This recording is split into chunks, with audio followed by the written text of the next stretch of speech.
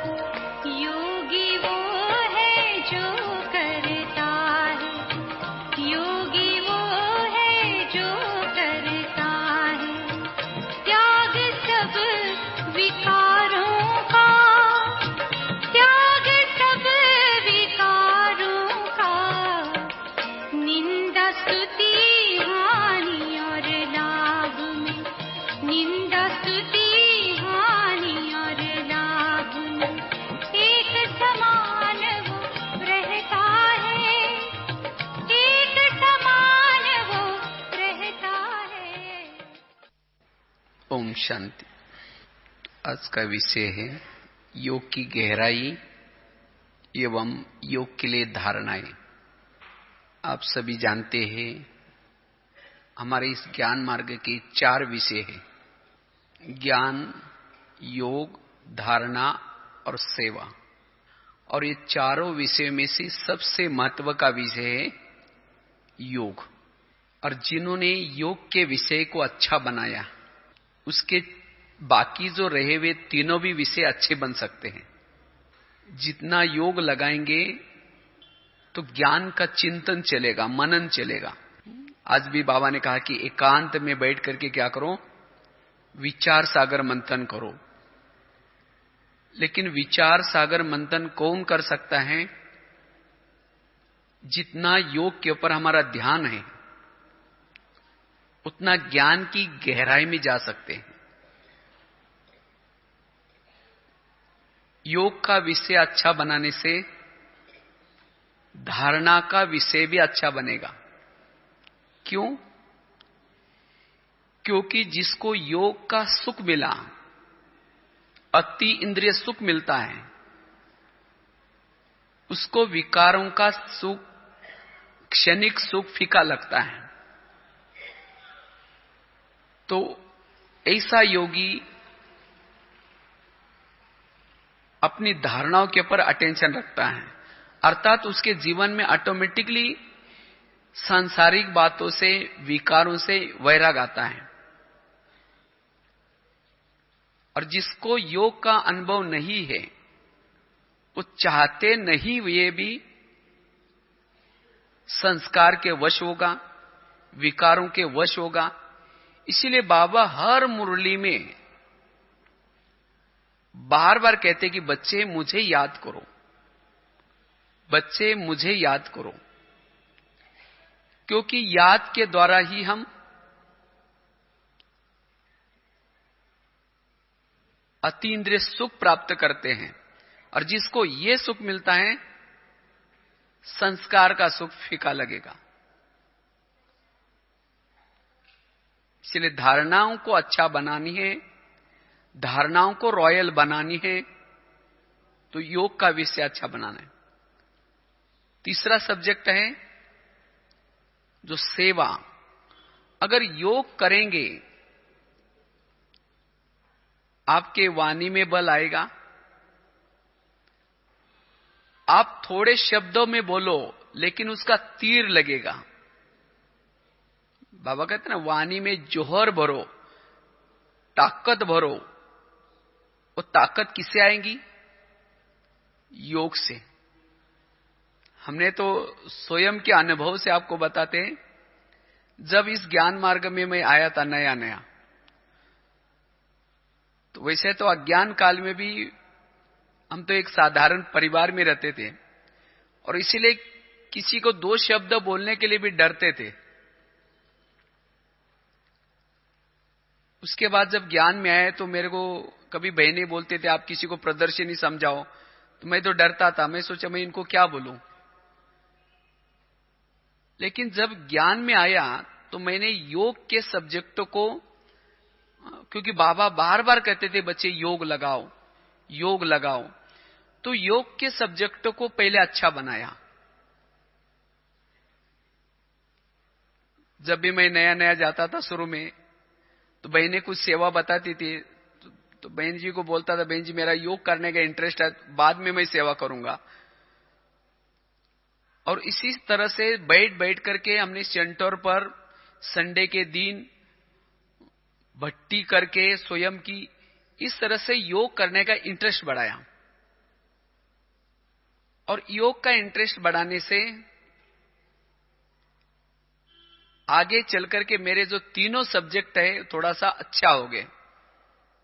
आज ज्ञान की गहराई में चाहे कोई भी टॉपिक के ऊपर कुछ लिखना हो तो इजीली लिख सकते हैं, लेकिन पहले नहीं आता था। उसके साथ साथ धारणाओं के सब्जेक्ट को भी पहले शुरू में थोड़ा सा मुश्किल होता था, लेकिन जैसा योग का सुख मिला तो धीरे धीरे धारणाओं का सब्जेक्ट भी अच्छा हुआ। और उसके बाद जो सेवा मैं पहले नहीं करता था, लेकिन अब मैंने अपने जीवन में देखा सेवा तो पीछे पीछे आती है। कहीं भी आप खड़े हैं बैठे हैं, सेवा पीछे पीछे है। चाहे वाचा सेवा, कर्मणा सेवा, हर प्रकार की सेवा। और इस ज्ञान मार्ग में हमने कभी सोचा ही नहीं था, लेकिन बाबा ने इतनी सारी सेवा करके ली। आज इतना सारा जेलों में जो कैदी, जो खूंखार कैदी होते, उनके सामने जाकर के आप 2 शब्द बोलो, लेकिन आज 600-700 जेल में जाकर के ये बाबा ने सेवा कराई। जो मैं पहले डरता था किसी से बात करने के लिए, लेकिन आज ये मनोबल ये किससे बढ़ गया? योग से। आज यूनिवर्सिटी में हमने करीबन 6-7 यूनिवर्सिटी में भी जाकर के, कॉलेजों में, जो आजकल के बच्चे कॉलेज में ऐसे ऐसे सिनेमा पिक्चर्स देखते हैं, वो आध्यात्मिक बातें क्या सुनेंगे? लेकिन बाबा इसी कमाल कराता है, 1 घंटा क्या 2-2 घंटा वो मंत्र मुग्ध होकर के सुनते हैं। तो ये मैंने क्यों सुनाया? इतनी सेवा कैसी हुई? क्योंकि शुरू से लेकर के हमने अपने योग के विषय को बहुत अच्छा बनाया। नहीं तो कई भाई बहने कुमार जब ज्ञान में आते हैं, जब भी सेंटर में आएंगे, बहने कुछ भी बोलेंगे तो सेवा करेंगे, योग का नाम ले तो नहीं करेंगे। और धीरे धीरे उस बहनों ने उनको कुछ रिस्पेक्ट नहीं दिया, रिगार्ड नहीं दिया, फीलिंग आएंगी, ज्ञान छोड़ देंगे। तो अगर इस ज्ञान मार्ग में पक्का बनना है, योग का सब्जेक्ट बहुत काम करेगा। इसीलिए बाबा कहते बच्चे योग के विषय को अच्छा बनाओ। योग से हमें बहुत सारी प्राप्तियां होती है। योग के द्वारा ही हम कर्मातीत बन सकते हैं। योग के द्वारा ही हम कर्मेंद्रिय जीत बन सकते हैं।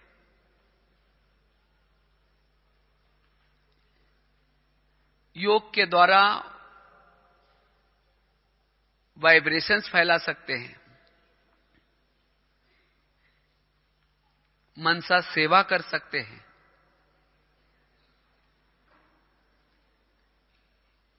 योग मायाजीत बनने का ब्रह्मास्त्र है।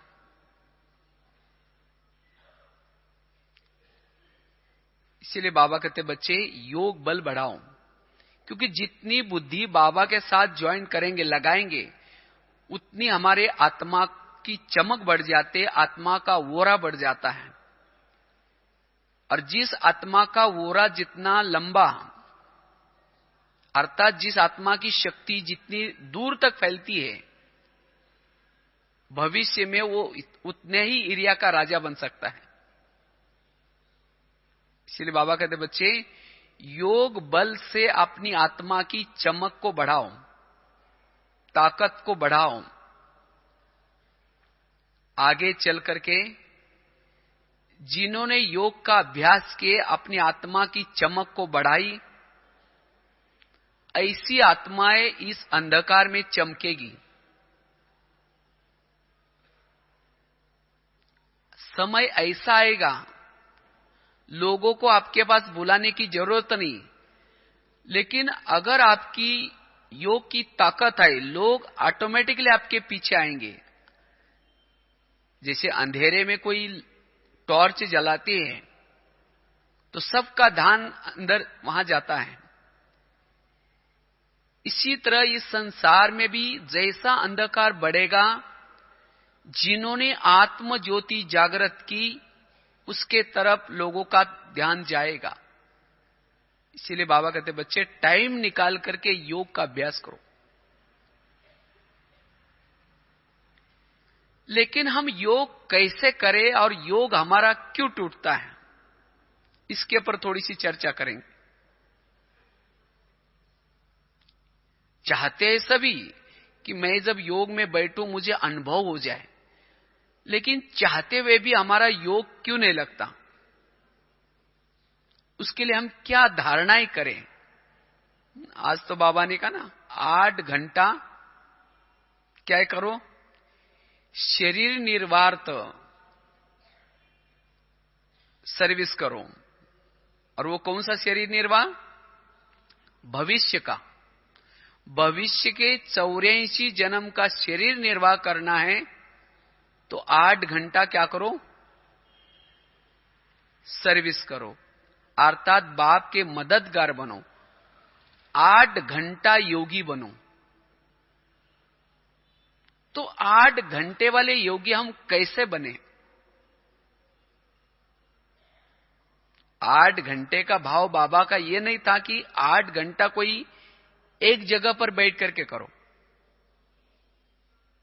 3-4 घंटा बैठ करके, और जिसका 3 या 4 घंटा बैठ करके डेली होता है उसका कर्मों में 4 घंटा ऑटोमेटिकली योग होगा। तो कितना 8 घंटा हो जाएगा। और वर्तमान समय की जो माया का फोर्स है, उस माया के फोर्स के पर जीत प्राप्त करने के लिए 8 घंटा हमारा योग चाहिए। तब निर्विघ्न रह सकते हैं, तब आनंद में रह सकते हैं। तो योग के लिए हम कौन सी धारणा करें और योग की रियली विधि क्या है? जब हम योग में बैठेंगे हमें उसका अनुभव हो जाए।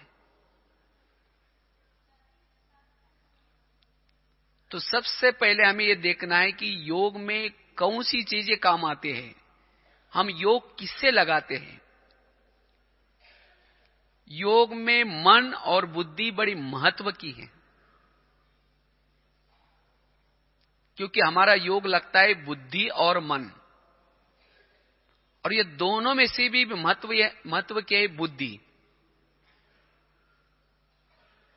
इसीलिए बाबा कहते हैं बच्चे बुद्धि का योग मेरे से लगाओ।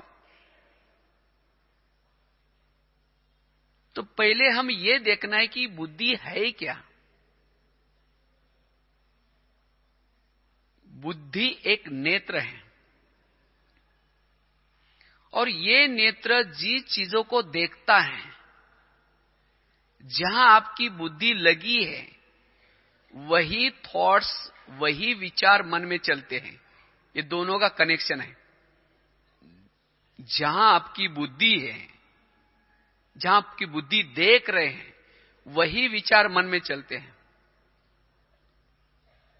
जैसे अभी आपको मैंने कहा, इसी समय मधुवन में ओम शांति को बहुत अच्छा लाइटिंग किया है, ओम शांति भवन को। और आप ओम शांति भवन के सामने खड़े हैं।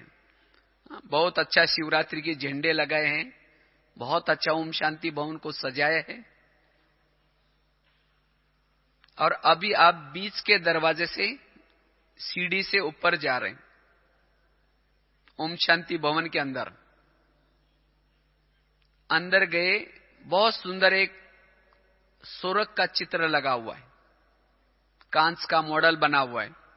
आपने वो देखा, फिर ओम शांति भवन के अंदर एंट्री की। एक साइड पर सर्व आत्माओं का पिता का चित्र है, दूसरे साइड पर सोरख का बहुत सुंदर चित्र लगा है ओम शांति भवन में।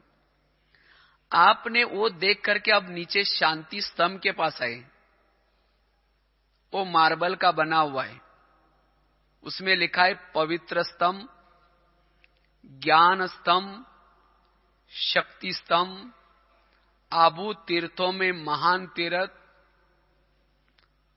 उस शांति स्तंभ को चक्कर लगाते हुए आप बाबा के झोपड़ी के तरफ जा रहे हैं।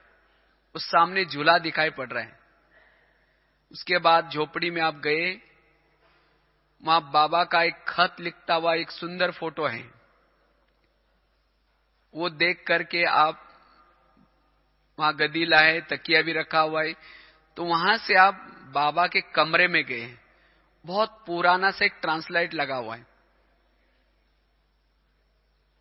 और वहां से देख करके आप पीस पार्क में गए। पीस पार्क में ओम का एक बहुत बड़ा ओम बना है सीमेंट वाला। वहां से आप गुरु शिखर की तरफ देख रहे, सामने जो गेट है वहां भी देख रहे।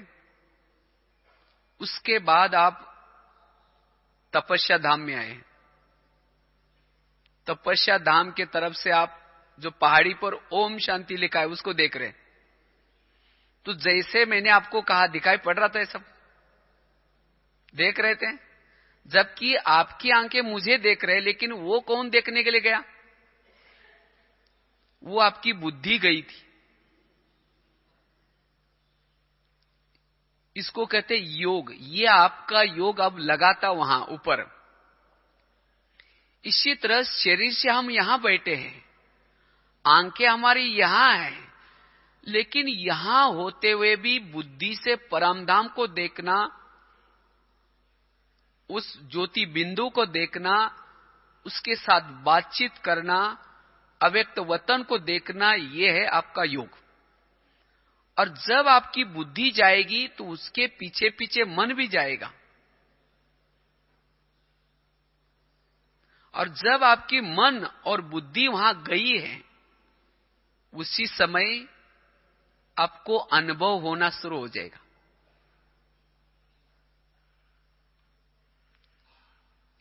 जैसे कैमरा है, कैमरे के सामने जो चीज है वही चीज किस में आएगी? टीवी में आएगी। टीवी का कोई दोष नहीं है, टीवी में वही आता है जो कैमरे के सामने है। तो इसी तरह बुद्धि एक कैमरा है और मन एक टीवी है। लेकिन हम दोष किसको देते हैं? दोष बुद्धि को देते हैं, मन को देते हैं कि मेरे मन में ऐसे विचार क्यों चलते हैं, मेरे मन में ऐसा विचार क्यों आया। मन में क्यों आया? क्योंकि बुद्धि वहां लगी है। इसीलिए बाबा कहते बच्चे सारा दिन क्या करो, अपने बुद्धि के ऊपर ध्यान रखो। अगर बुद्धि कहीं लटकी है, अगर बुद्धि के ऊपर कोई चीज का प्रभाव है, तो योगी नहीं बन सकेंगे। इसलिए पिछले मुरली में बाबा ने कहा ना, कितने भी किसकी विशेषता हो, गुण हो, लेकिन उसके गुण को देखते हुए भी किसी के ऊपर प्रभावित नहीं हो। ये गुण किसने दिया? और जो ऐसा कोई भी चीजों से प्रभावित नहीं होता, वही योगी बन सकता है। अन्यथा होता क्या, योग में बैठेंगे, बुद्धि को कोशिश करके ऊपर भेजेंगे, लेकिन जहां प्रभाव आए वहां वापिस बुद्धि जाएगी। अभी गीत सुन रहे थे ना, योगी वही है जो मान अपमान निंदा स्तुति इस सब में समान रहता है, संतुष्ट रहता है। कितना सुंदर गीत था। तो इसी तरह योग मतलब ऐसा नहीं कि शाम को बैठे समय योग करें और सारा दिन कुछ भी करें। जिसकी सारा दिन की धारणा ही अच्छी है, वही शाम के समय बैठक योग सफल बना सकता है। इसीलिए हमें क्या करना है, योग का अनुभव करने के लिए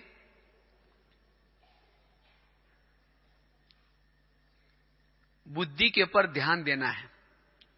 आप योग में बैठे हैं, आपकी बुद्धि योग में है या कहीं व्यर्थ के तरफ है, कैसा पता चलेगा? आपके मन के विचार अगर चेंज हो गए, मन के विचार कोई व्यर्थ है, तो समझो कि आपकी बुद्धि कहीं और चली गई। तो ध्यान किसके ऊपर देना है? बुद्धि रूपी कैमरे के ऊपर। इसलिए कभी एकांत में बैठ करके अपने बुद्धि को समझाओ, हे बुद्धि, सचमुच तो कितनी भाग्यशाली है, क्योंकि तुम्हें तो परमात्मा के पास जाने का, घंटों तक रहने का चांस मिलता है, लेकिन उस परमात्मा के पास जाने के बजाय तुम इन व्यर्थ लोगों के तरफ या व्यर्थ बातों के तरफ क्यों जाते हो? तुम्हें उसे क्या प्राप्ति होते हैं? और जन्म जन्मांतर तुमने मुझे भटका करके मुझे क्या से क्या बनाया। इसीलिए हे बुद्धि, मैं आत्मा राजा तुम्हें ऑर्डर दे रहा हूं, तुम्हें व्यर्थ की तरफ नहीं जाना है। जैसे ब्रह्मा बाबा ने अभ्यास किया, हे मन, आज तुम्हारे साथ मुझे कुछ चर्चा करनी है, आओ मेरे पास। लेकिन आज हमारा अपने मन और बुद्धि के ऊपर कोई ध्यान नहीं है। वो क्या कर रहे, क्या सोच रहे, कोई ध्यान नहीं है।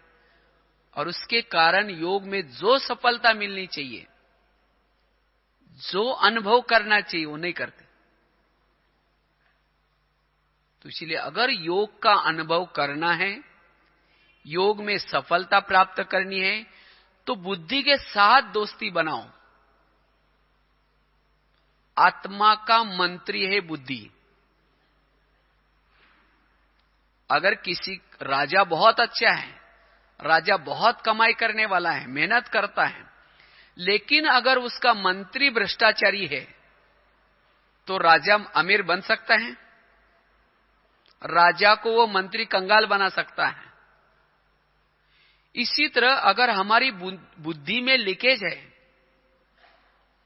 बुद्धि आत्मा रूपी राजा का कहना नहीं मानती, आप ज्ञान में, पुरुषार्थ में कितनी भी मेहनत करो, लेकिन जो सफलता प्राप्त करना चाहते हो वो नहीं होगी। इसीलिए हमें क्या करना है? बुद्धि के तरफ बड़ा ध्यान देना है। बुद्धि एक गाय है और मन उसका बछड़ा है। जहां गाय जाते, बछड़ा उसके पीछे पीछे जाएगा। अगर गाय यहीं है और बछड़े को मार पिटाई करके बाहर भेजो, जाएगा?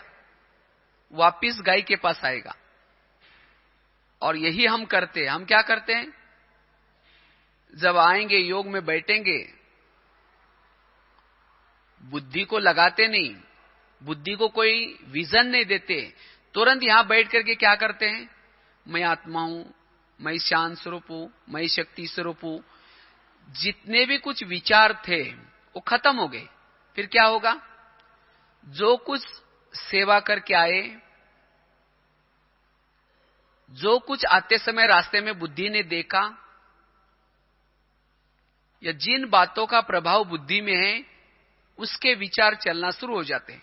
फिर कहेंगे यार ये विचार कैसे आ रहे हैं, मैं तो योग में बैठा हूं। फिर कहेंगे कोई बात नहीं, मैं आत्मा हूं, मैं शांत स्वरूप हूं, मैं शक्ति स्वरूप हूं। फिर कुछ समय के बाद फिर वही विचार आएंगे, और ऐसा ही आधा घंटे का हमारा योग पूरा हो जाता है। बुद्धि गई नहीं और मन भी ज्यादा समय टिका नहीं। और इसीलिए योग का अनुभव जो होना चाहिए वो नहीं होगा। इसीलिए हमें क्या करना है?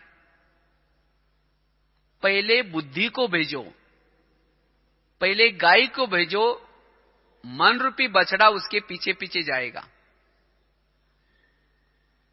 और योग की अनुभूति कर पाएंगे। पहले शुरू शुरू में हमने एक बहुत सुंदर एक विजन बनाते थे। हम सोचते थे जैसे मैं आत्मा मां हूं और मेरे दो बच्चे हैं, मन और बुद्धि।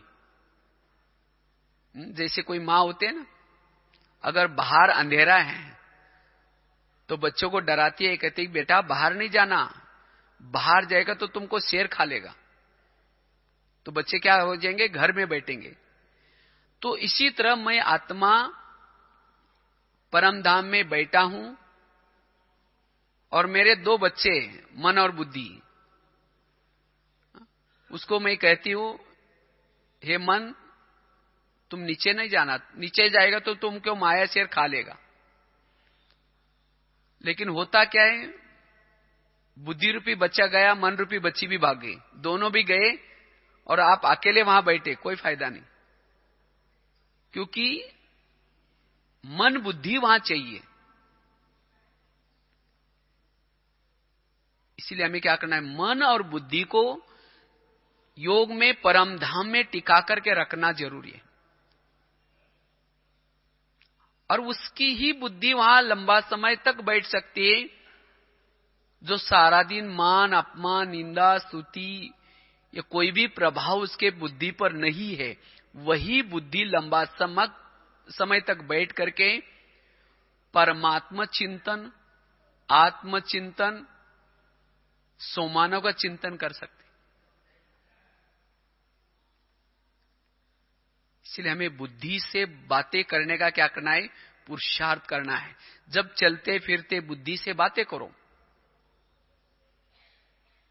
योग में जब बैठे तो बुद्धि से बातें करो। अगर इधर उधर गई उसको पूछो कहां गई, क्यों गई, अगर तुम्हारा वहां जाने का संबंध क्या है, चेक करो कि आपकी बुद्धि कहां कहां जाती है और क्यों जाते हैं, इसके विश्लेषण में जाकर के वहां से उसको हटा दो।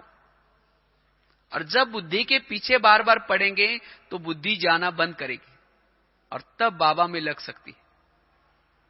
आज बाबा ने कहा ना, बाबा के साथ क्या चाहिए, लव चाहिए, प्यार चाहिए।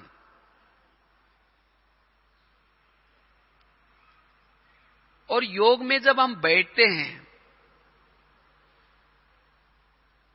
उसी समय किस विधि से बैठे हैं,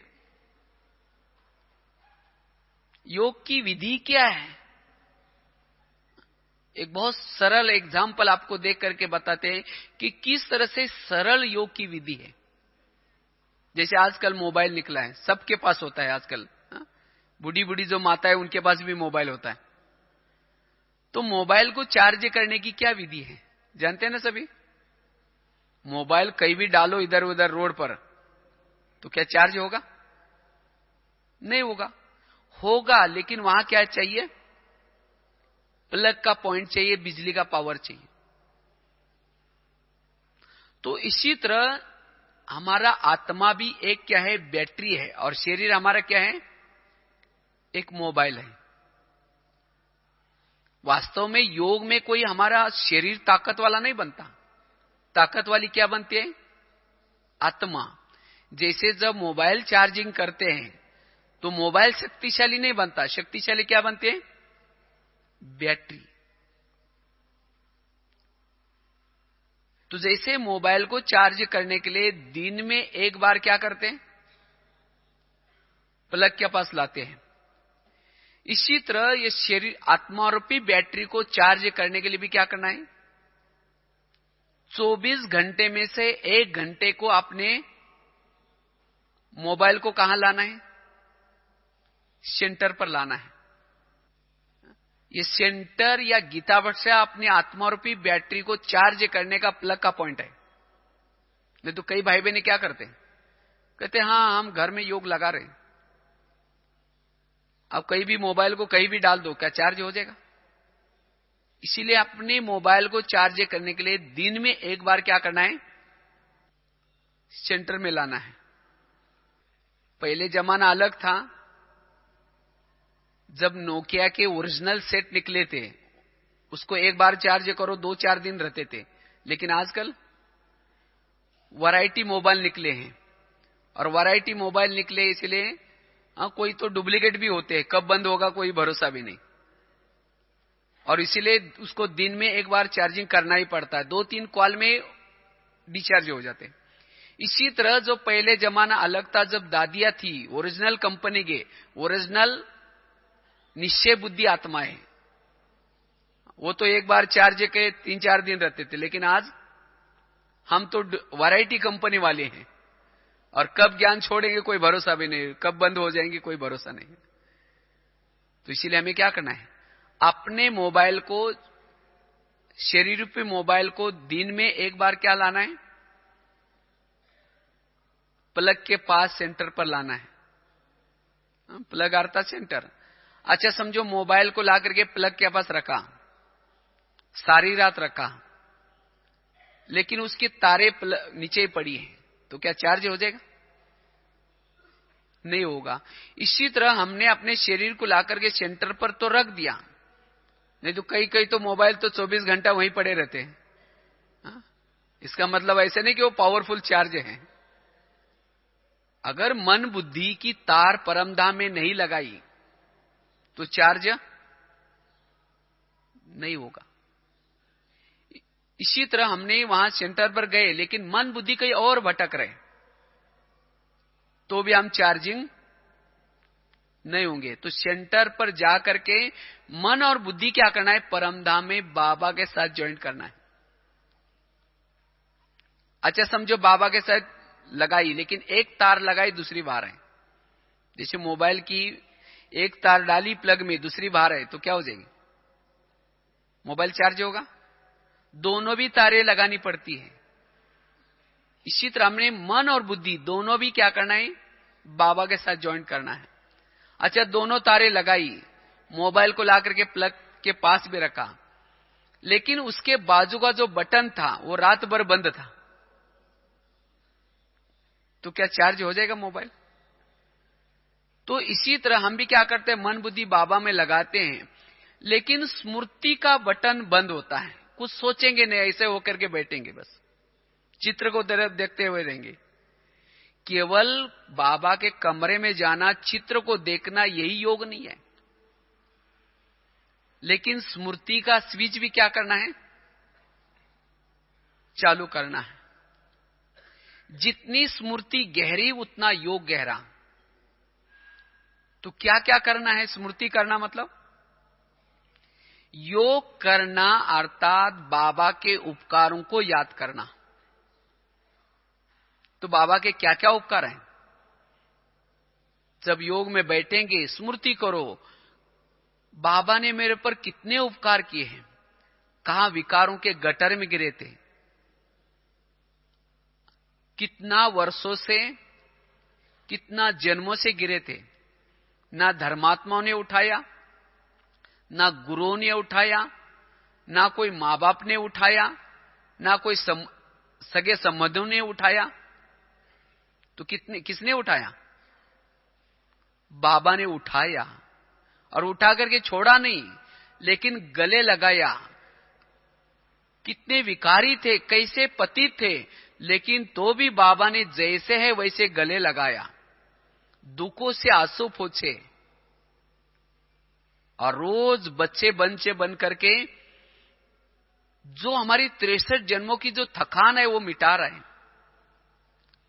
टीचर बन करके रोज पढ़ा रहे हैं, माली बन करके हमारे जीवन रूपी बगिया को सजा रहे हैं, सदगुरु बन करके हर पल उसके वरदानों का हाथ सदा सिर पर है, हर संबंधों की पालना कर रहे हैं। क्या ऐसे बाप को हम कैसे भूल सकते हैं? ऐसे के उपकारों को याद करो, आंखों से आंसू आएंगे। घंटों तक क्या, कितना घंटा भी बैठेंगे तो मगन हो जाएंगे, लेकिन हम ये बातों को याद नहीं करते, और इसीलिए योग नहीं लगता। इसीलिए जब योग में बैठेंगे उपकारों को याद करो, प्राप्तियों को याद करो। क्या क्या प्राप्तियां हो रहे। अगर हमारे जीवन में बाबा ना होता, ना आता, क्या सत्युग की बादशाही मिल जाती? हमें कितनी प्रॉपर्टी मिल रहे हैं, कितनी प्राप्तियां हो रहे हैं।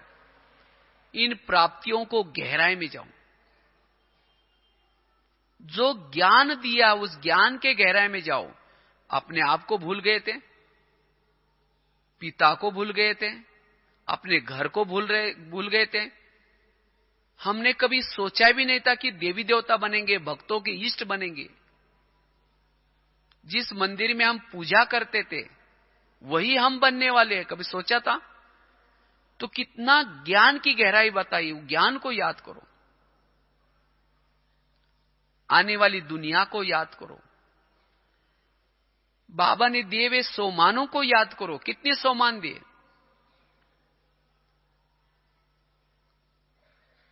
तो योग में बैठ करके हमें केवल बैठना नहीं, लेकिन स्मृति स्वरूप होकर के बैठो, स्विच चालू करके बैठो, तब जाकर के बाबा से शक्तियां, पावर्स आएगी, बल मिलेगा। इसीलिए स्विच चालू करना है। अच्छा, स्विच भी चालू किया, तारे भी डाली, लेकिन कभी तार प्लग में डाल रहे फिर निकाल रहे, तार डाल रहे फिर निकाल रहे, तो मोबाइल चार्ज होगा?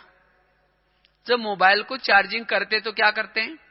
तारों को लगातार डाल करके बैठते हैं। ऐसे नहीं कि बार बार बीच में निकालते हैं, जब चार्जिंग होगा तब निकालेंगे। लेकिन यहां हम क्या करते हैं? कभी मन बुद्धि बाबा में लगाते हैं, कभी बाहर निकालते हैं। कैसे निकालते हैं? समझो कोई माताई योग लगाने के लिए बाबा के कमरे में बैठे, या कोई भाई बहने बैठे हैं, शुरू करें, मैं आत्मा हूं, शांत स्वरूप हूं, शक्ति स्वरूप हूं। अचानक याद आएगा, अच्छा हो गया याद आया, किसी ने मुझे कुछ कैसेट लाने के लिए बताई थी, ये बात याद आएगी। याद आते फिर सोचेंगे कोई बात नहीं, थोड़ा सा योग लगा करके फिर लेके जाएंगे।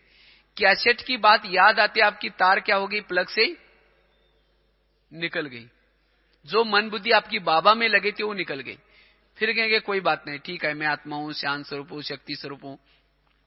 फिर सोचेंगे कैसेट लेने के लिए जाएंगे, वही लिटरेचर का स्टॉल भी है, थोड़ा सा पेन भी लेना है, स्टिकर भी लेना है, नहीं तो बाद में भीड़ हो जाएगी।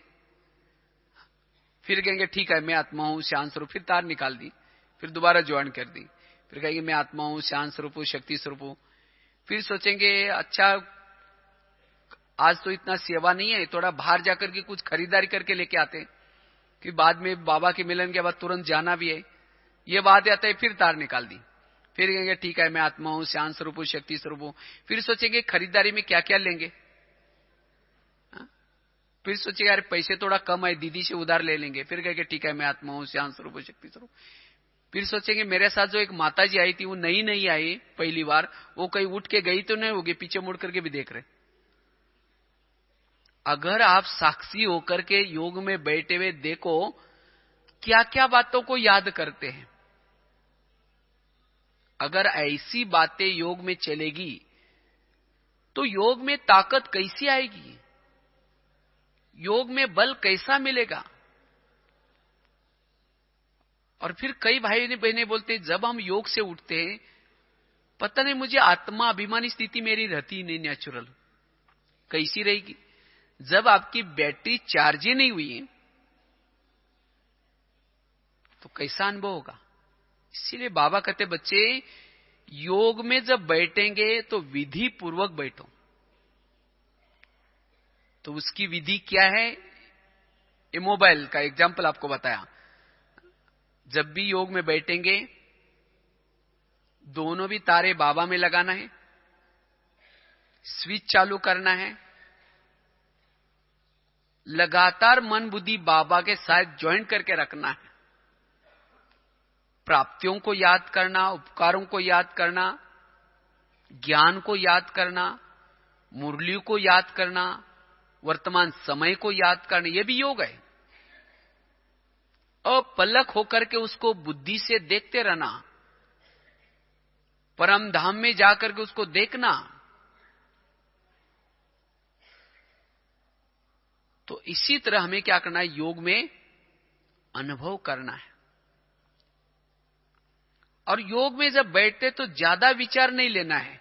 कोई एक सोमान या कोई एक शक्ति लेकर के बैठो। नहीं तो हम करते क्या है, योग में बैठेंगे, कहेंगे मैं आत्मा हूं, अनुभव नहीं किया तो कहेंगे शांत स्वरूप हूं, नहीं शक्ति स्वरूप हूं। अब समझो कोई घर में मेहमान आया और उसको कहो यहां बैठो, नहीं उठो भाई यहां बैठो, नहीं यहां उठो, यहां से बैठो, यहां से उठो, नहीं यहां बैठो। कैसा क्या सोचेगा वो? और सोचेगा ये क्या कर रहे मेरे साथ। इसी तरह हम आत्मा को भी क्या करते हैं, मैं आत्मा हूं, अनुभव नहीं किया था, शक्ति स्वरूप हूं, ऐसा नहीं, हमें एक पॉइंट लेकर के उसकी गहराई में जाऊं, सारा दिन उसका ही अनुभव करो, तब जाकर के योग का अनुभव होगा। और योग में कई भाई बहने क्या सोचते हैं, योग में जब हम बैठते हैं तो मेरी आत्मा तो ऊपर गई नहीं, इसका मतलब मेरा योग लगा ही नहीं। योग में कोई आत्मा शरीर से निकल करके ऊपर नहीं जाती। आपने देखा होगा ना, जैसे मोबाइल को चार्जिंग में लगाते हैं, उसका स्विच वगैरह चालू हुआ, चार्जिंग में लगाया, तो धीरे से उसकी बैटरी निकल करके मोबाइल से ऊपर प्लग में घुस गई, ऐसा होता है।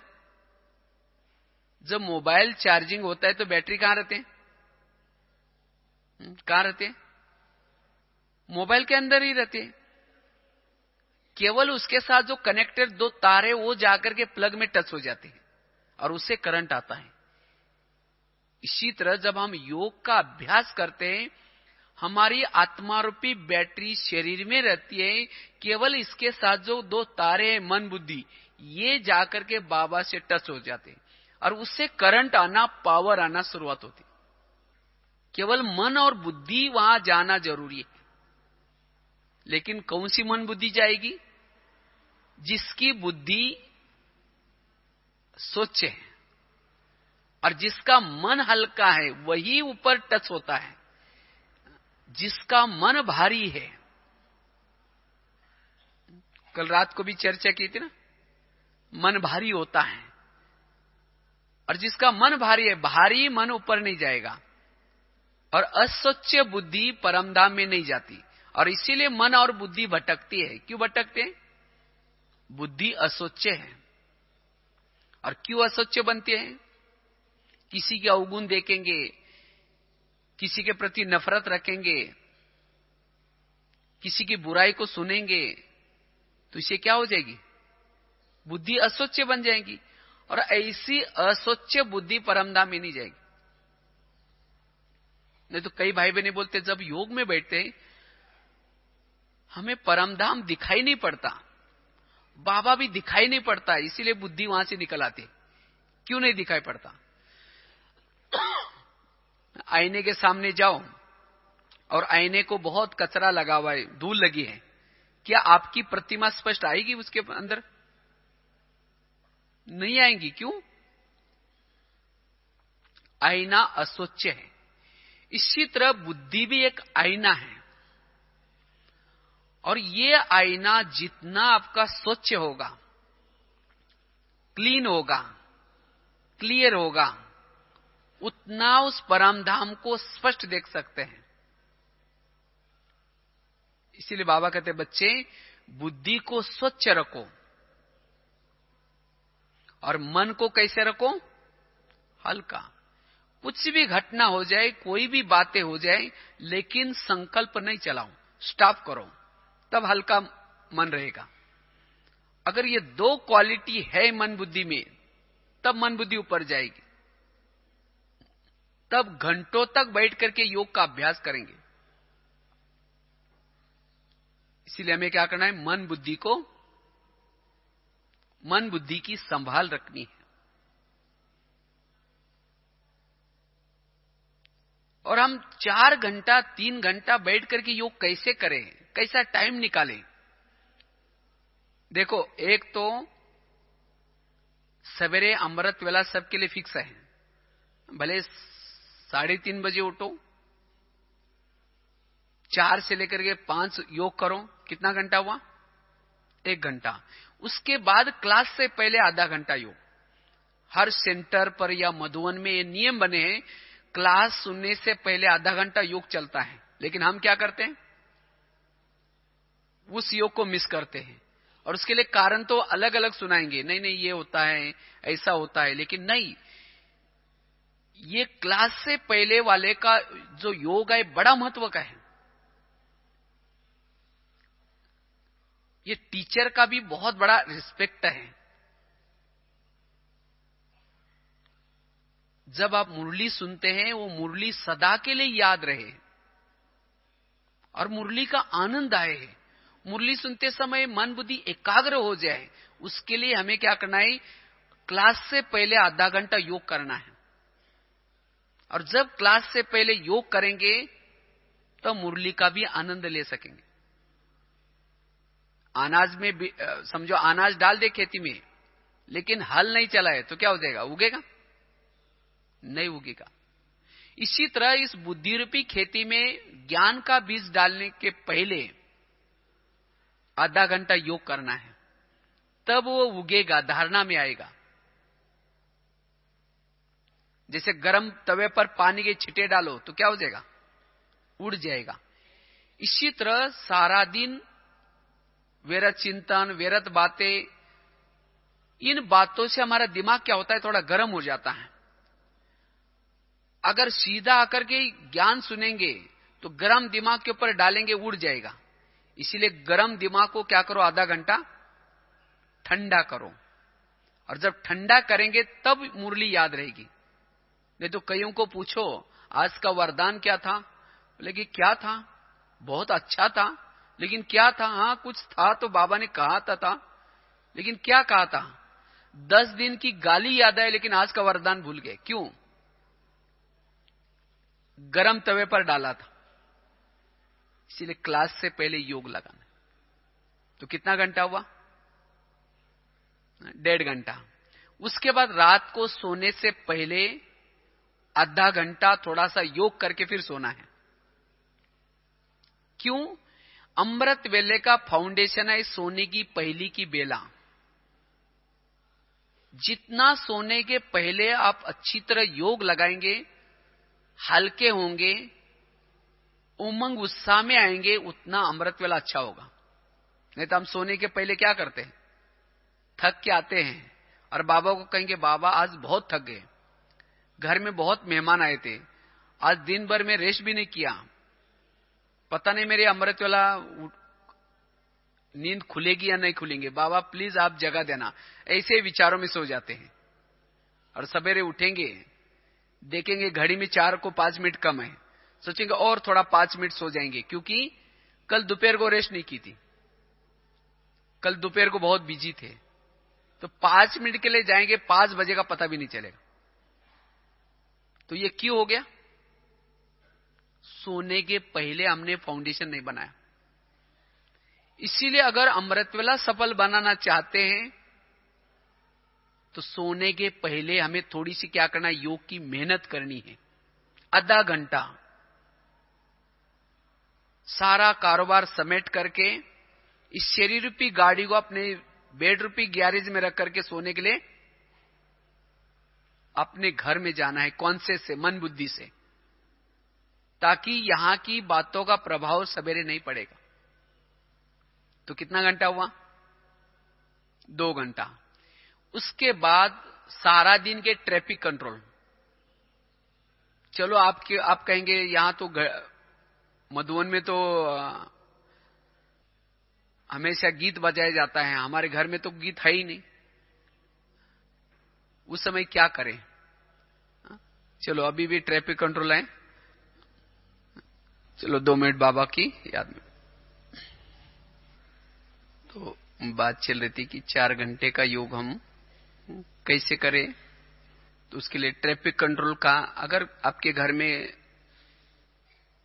मतलब गीत नहीं बजता तो भी आप हर कर्म के बाद, कोई कर्म आप कहीं बाहर जाते हैं थोड़ा सा योग लगा करके जाए, या कहीं बाहर से आते हैं थोड़ा योग लगा करके फिर अपना कारोबार शुरू करें। इसलिए बीच बीच में हमें क्या करना है? थोड़ा थोड़ा योग करना है। वो भी आपका 1 घंटा आधा घंटा हो जाएगा। तो कितना हो गया?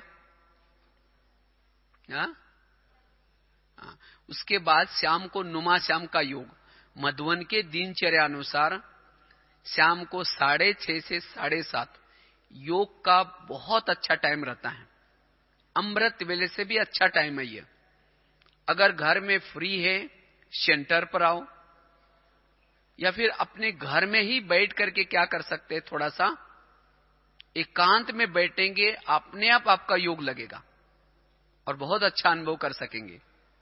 तो वो भी आपको आधा पौन घंटा। तो कितना घंटा हो गया? 3 साढ़े 3 घंटा इजीली निकल सकता है टाइम। इसके लिए हमने बोला कि 2 बजे उठो, दोपहर को सो ही नहीं। अगर जो बाबा ने हमें नियम बना करके दिए बैठक योग, उस योग को हमें जरूर करना है। इसलिए हमें बैठक योग को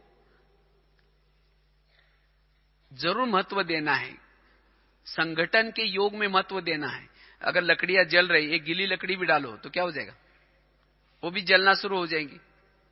इसलिए हमें क्या करना है, 3-4 घंटे का अपना बैठक योग बनाना है। और जिसका बैठक योग 3-4 घंटा है, उसका कर्म में 3-4 घंटा होगा। और जो आज बाबा ने कहा 8 घंटा ये सर्विस करो, भविष्य शरीर निर्वाह की हो सकती है। इस तरह से हमें योग को क्या करना है, थोड़ा सा महत्व देना है। और योग में अलर्ट होकर के बैठना है। बाबा ने तो कहा जब बाबा को याद करते हैं तो नींद फिटनी चाहिए। नहीं तो कई तो क्या करते, योग में बैठेंगे, योग करते करते झुटका लगाते रहेंगे। सामने बाबा को बुलाया, सामने बाबा बैठा, ये भी भूल गए। अगर कोई बड़े व्यक्ति को बुला करके सामने बिठाओ और उसके सामने नींद करो, उसको अच्छा लगेगा? अरे कहीं आप क्या कर रही है?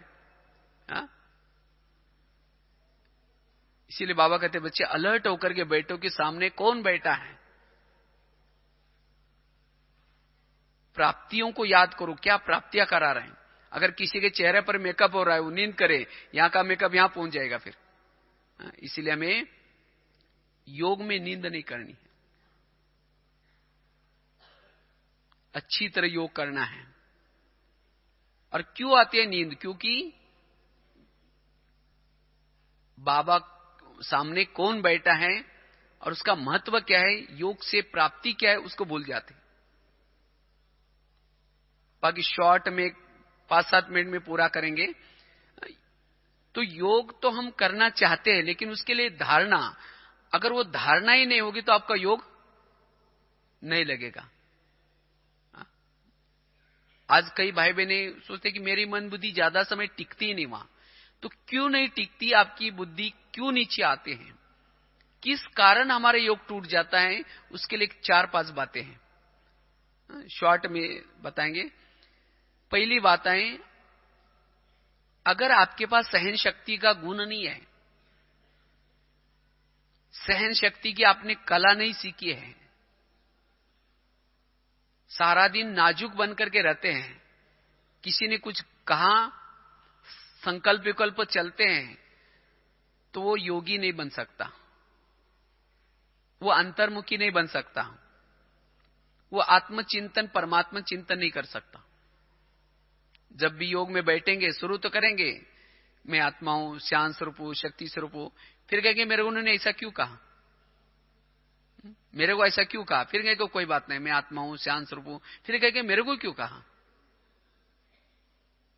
जिस बातों को आपने सहन नहीं किया वही बातें योग में डिस्टर्ब करेगी।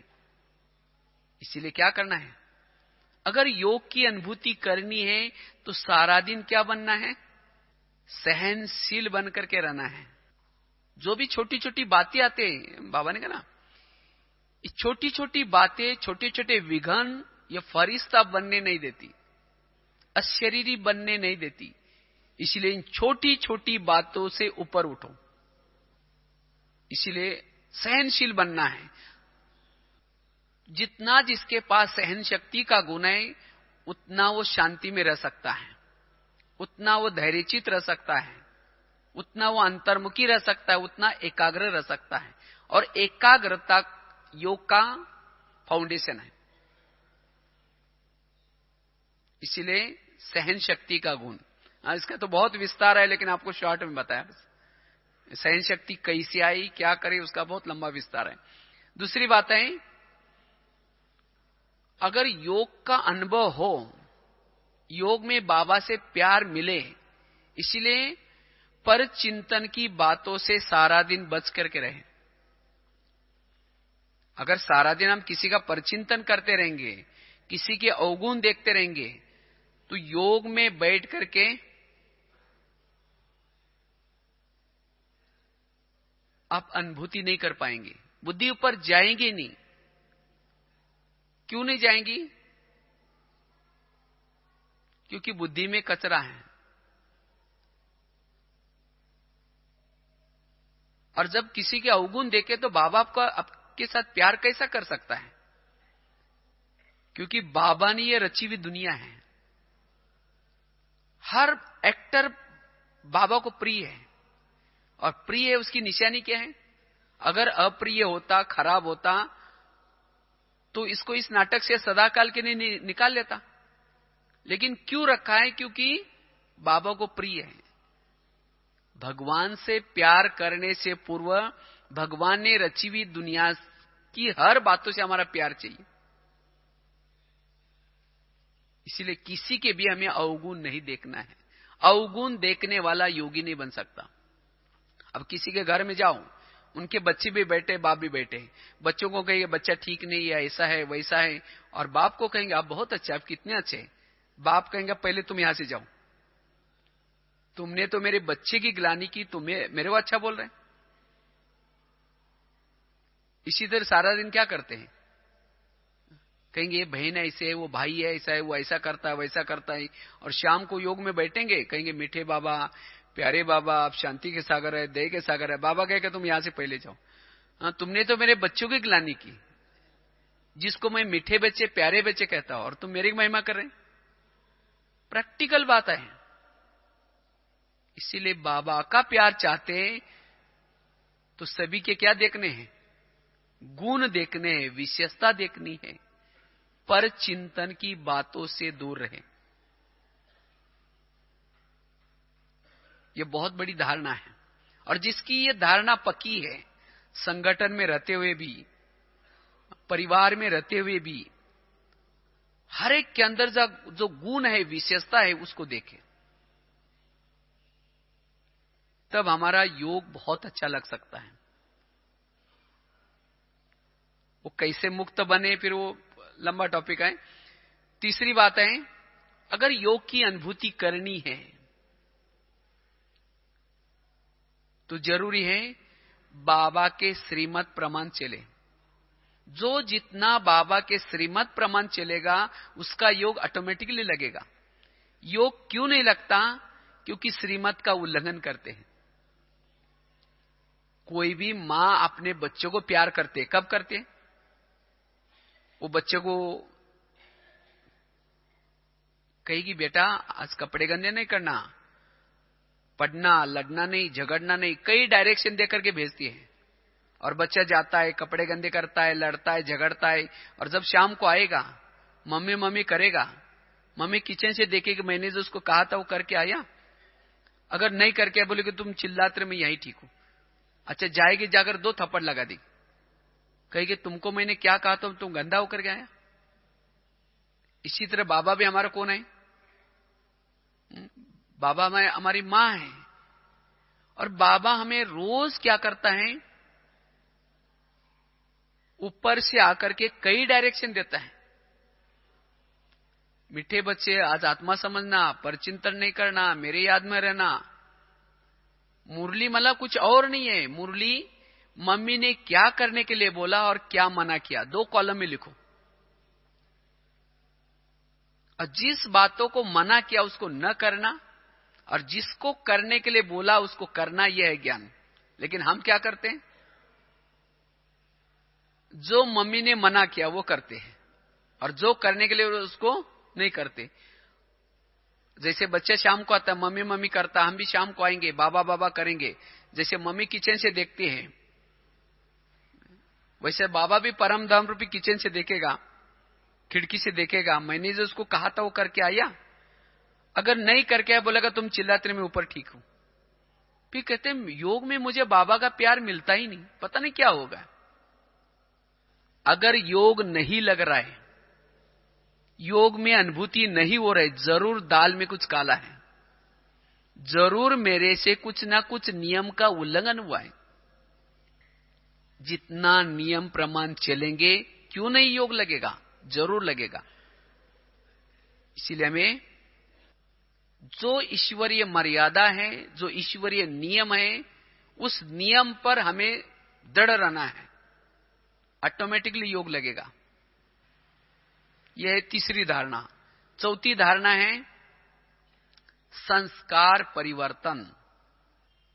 अगर हम बाबा इतना पढ़ाता है, इतना ज्ञान सुनाता है, तो भी अपने आप में परिवर्तन नहीं कर रहे, तो बाबा का प्यार कैसा मिलेगा? अगर बाबा का प्यार चाहते हो, अपने आप को परिवर्तन करो, शिक्षा के अनुसार चलो। जैसे पति पत्नी होते हैं, पति पत्नी क्या करते हैं? समझो कोई भी पति जब शादी करता है, आजकल तो क्या करते हैं, जोड़ा पसंद करते हैं। अगर पति पढ़ा है तो पत्नी भी कैसी चाहिए? पढ़ी लिखी चाहिए। अगर पति गोरा है तो पत्नी भी गोरी चाहिए। इसी तरह बाबा भी हमारा पति है। आज कितने भाग्य की बात है, स्वयं परमात्मा आपके ऊपर फिदा हुआ है। ये कोई साधारण बात नहीं है, और आप भी कोई साधारण नहीं है। आपके उसने कोई शरीर को नहीं देखा, आपके आत्मा की जो क्वालिटी बड़ी ऊंची है। इसीलिए हम परमात्मा के जोड़ी में बनने के योग्य हैं। और उसको ये भी भोला भी नहीं इतना, उसको जानता भी कि इसके अंदर कुछ बुराई है, संस्कार है, लेकिन उसको लगता है कि मैं इसको इतना प्राप्तियां करूंगा, इतना अनुभव कराऊंगा, तो अपनी प्राप्त संस्कारों को भूल जाएगा। इसी भाव से उसने आपको चुना है। जैसे जब पति जब पत्नी को चुनता है तो वरमाला पहनाता है। वरमाला पहनने के बाद दोनों 7 फेरे लेते हैं, तब उसकी शादी हो जाती है। तो बाबा ने भी आपके साथ 7 फेरे लिए सबने 7 फेरे। 7 दिन का कोर्स है ये, 7 फेरे हैं। 7 फेरे लिए, फिर मंगलसूत्र भी पहनाता है। मंगलसूत्र है बैच। अगर किसी का मंगलसूत्र नहीं है तो समझो उसकी शादी अभी तक कच्ची पक्की है। मंगलसूत्र क्यों नहीं पहनते? जिसकी शादी नहीं हुई वो नहीं पहनते, या उसका पति ऑफ हुआ है वो नहीं पहनता। तो हमारा पति तो कभी ऑफ तो होता ही नहीं। अगर जिसका मंगलसूत्र नहीं तो दूसरे की नजर जाते हैं, उसको लगता है कि इसका कोई रखवाला नहीं है। इसीलिए बाबा कहते हैं मंगलसूत्र सदा पहन कर रखो। और जब उसकी शादी होते है वो अपने घर में लेके जाता है, और घर में लेके जाने के बाद कहता है मैं ऑफिस में जा रहा हूं, ये करना ऐसा ऐसा करना, और पड़ोसनी के बाद जाकर के बातें नहीं करना। और जब शाम को आया, पति ने क्या देखा? पत्नी आराम से पड़ोसनी के पास बैठी है।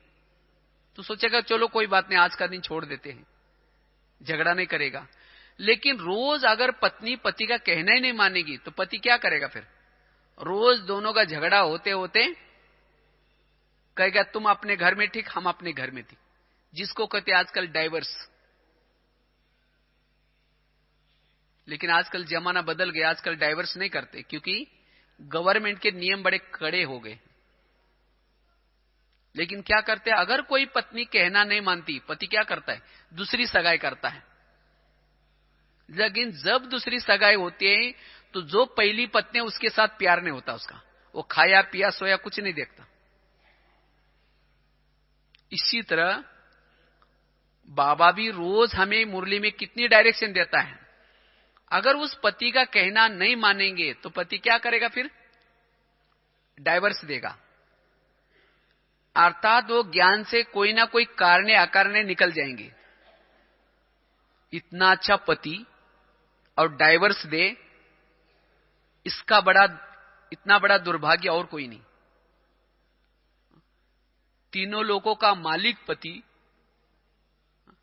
हमें घर से निकाल दे, और क्यों निकाल देता है? उसका कहना मानना नहीं, इसलिए। चलो आजकल जमाना बदल गया, बाबा भी डाइवर्स नहीं देगा, लेकिन क्या करेगा? जिस पद के लिए आपको चुना है, अगर उस अनुसार आप नहीं चलेंगे, उसको तो दुनिया बनानी है, वो किसी और आत्मा से प्यार करेगा। फिर कई भाई बहनों का अनुभव है। क्या अनुभव है? कहते हम जब पहले ज्ञान में आए थे तो हमारा योग बहुत अच्छा लगता था, बाबा का प्यार बहुत मिलता था, लेकिन अब पता नहीं क्या हो गया। इसका मतलब पति ने दूसरी सगाई कर दी। इसलिए योग का अनुभव करने के लिए जो बाबा कहता है उस अनुसार संस्कारों में परिवर्तन करना है। जितना संस्कारों में परिवर्तन करेंगे बाबा का प्यार मिलता रहेगा। यह है चौथी धारणा। और लास्ट की पांचवी धारणा है सोमानों के अभ्यास। जितना सोमान में रहेंगे, सोमानों के अभ्यास करेंगे, आंतरिक शक्तियां जागृत होगी। और जब आंतरिक शक्तियां जागृत होगी ऑटोमेटिकली आपका योग लगेगा। वास्तव में योग अर्थात सोमानों के अभ्यास। और सोमान भी वैरायटी है। आपको जिस प्रकार के सोमान चाहिए, समझो पवित्रता के लिए अलग सोमान है। आपके अंदर जैसी बीमारी है, समझो आपको पवित्र रहना मुश्किल पड़ रहा है, तो पवित्रता के सोमान याद करो। किसी को कर्मेंद्रिय जीत बनना मुश्किल पड़ रहा है, तो कर्मेंद्रिय जीत बनने वाले सोमान याद करो। अगर किसी का मनोबल कमजोर है, मनोबल को बढ़ाने वाले सोमान याद करो।